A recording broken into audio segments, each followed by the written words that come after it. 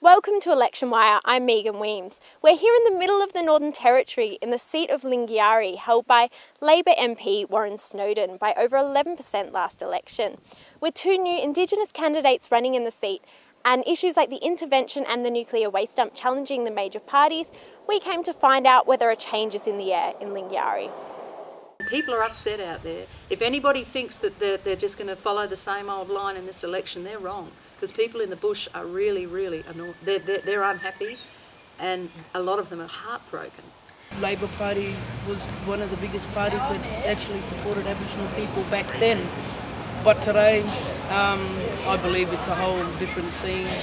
I think a lot of people are starting to get politically savvy in the Territory, but it all comes down to, there's a lot of issues that haven't been really addressed by the incumbent member.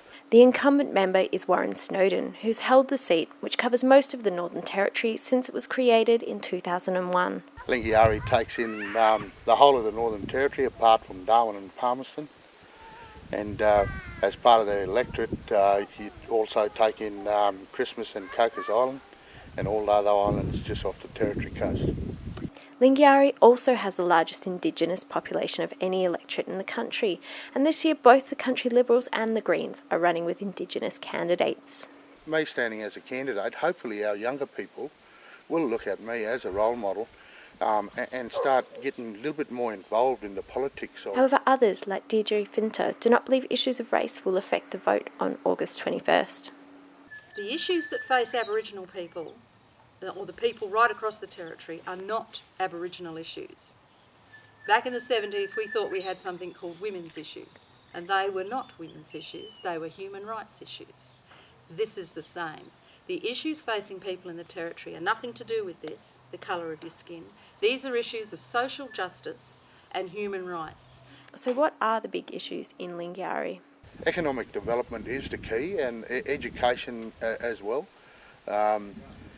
And it's all about people getting involved, looking at the decision making and, getting to understand the issues. I don't think the rest of Australia even understands that in some communities here in the Territory, we haven't even got the basics. In Epinara, they've got 15 houses, 13 tin sheds, and they're still using pit toilets, and there are 300 of them. With talk of a change in the air in Lingiari, the seat will be one to keep an eye on at the coming election.